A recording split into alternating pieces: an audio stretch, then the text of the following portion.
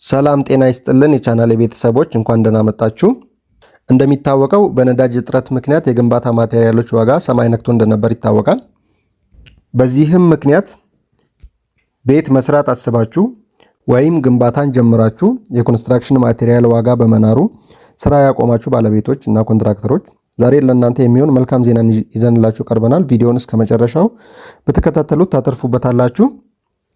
እንግዲህ ዛሬ ይዤላችሁ የቀረብኩት መረጃ አሁናዊ የሲሚንቶ የመሸጫ ዋጋ ምን ይመስላል የሚለውን እንዲሁም ደግሞ አሸዋ፣ ጠጠር፣ ድንጋይ፣ ብሎኬት የዋጋ ንረቱ በተከሰተበት ሰዓት ስንት እየተሸጠ ነበረ፣ አሁን ላይ ደግሞ ስንት ነው እየተሸጠ ያለው የሚለውን እንዲሁም የሀገር ውጪ ወይም የቱርክ የፌሮ ብረት እና የሀገር ውስጥ የፌሮ ብረት በተለያየ ዲያሜትር ስንት እየተሸጠ ነው የሚገኘው የሚለውን በዝርዝር ይዤላችሁ ቀርቤያለሁ። ቻናሉን ሰብስክራይብ ማድረግ አትርሱ።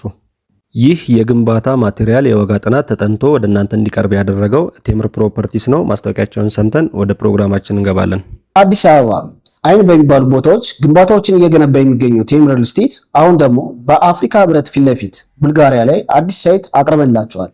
ባለ አንድ መኝታ በ5.5 ሚሊዮን ብር አጠቃላይ ክፍያ፣ ባለ ሁለት መኝታ በ6.6 ሚሊዮን ብር አጠቃላይ ክፍያ፣ ባለ 3 መኝታ ቤት በ10.1 ሚሊዮን ብር አጠቃላይ ክፍያ ይዘንላችሁ ቀርበናል።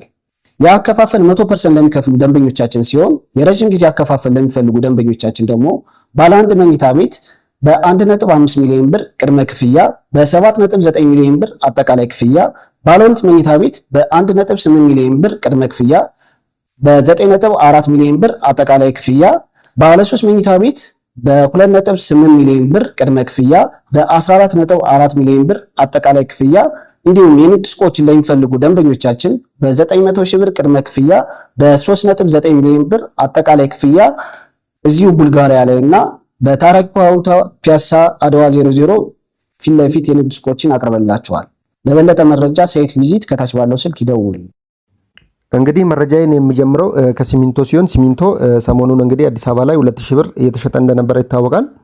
አሁን ላይ የተወሰነ ቅናሽ በማሳየት 1600 ብር ነው እየተሸጠ ያለው አዲስ አበባ ላይ። እንዲሁም ደግሞ ከአዲስ አበባ እስከ 400 ኪሎ ሜትር ርቀት ላይ ባሉ የክፍለ ሀገር ከተሞች ላይ እስከ 2400 ብር እየተሸጠ ይገኛል። ከዛ በላይ ርቀት ያለባቸው ቦታዎች ላይ ደግሞ እስከ 2800 የሚሸጥበት ሁኔታም አለ። ሌላው የምንመለከተው አሸዋን ሲሆን አሸዋ በ10 ጎማ በሲኖ 110 ሺህ ብር ገደማ ደርሶ ነበረ።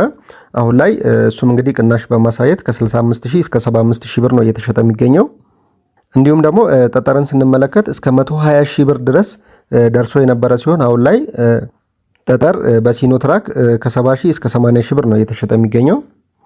እንዲሁም ደግሞ ድንጋይ በሲኖ ፉል ተደርጎ ከተጫነ 40 ሺህ ብር ገደማ ደርሶ የነበረ ሲሆን አሁን ወደ 30 ሺህ ብር ተመልሷል። እንግዲህ ሌላው ደግሞ በጣም የዋጋ ጭማሪ አሳይቶ የነበረው ነገር ብሎኬት ነው። ብሎኬት እንግዲህ ከ90 ብር እስከ 120 ብር ደርሶ ነበረ። አንዳንድ ራቅ ያሉ ቦታዎች ደግሞ እስከ 200 ብርም ባለ 15 ብሎኬት የሚሸጥበት ሁኔታ ተፈጥሮ ነበረ። አሁን ላይ እንግዲህ አዲስ አበባ ዙሪያና ቅርብ ላይ ያሉ ከተሞች ላይ 50 ብርና 60 ብር ነው እየተሸጠ ያለው። በቀጣይነት የምንመለከተው ደግሞ የፌሮ ብረትን ይሆናል። የፌሮ ብረት እንግዲህ የቱርክ አለ የውጭው ማለት ነው። እንዲሁም ደግሞ የሀገር ውስጥ ብረት አለ። ዋጋ ልዩነት ስለሚኖራቸው አንድ ባንድ እንመለከታቸዋለን። ባለ 8 ብረት የውጭው 1125 ብር እየተሸጠ ሲሆን የሀገር ውስጡ ደግሞ 1075 ብር ነው እየተሸጠ ያለው። እንዲሁም ባለ 10 የውጭው 1770 ብር እየተሸጠ ሲሆን የሀገር ውስጥ 1700 ብር ነው እየተሸጠ ያለው። ባለ 12 ፌሮ የውጭው 2550 ብር ሲሆን የሀገር ውስጥ ደግሞ 2400 ብር ነው እየተሸጠ ያለው።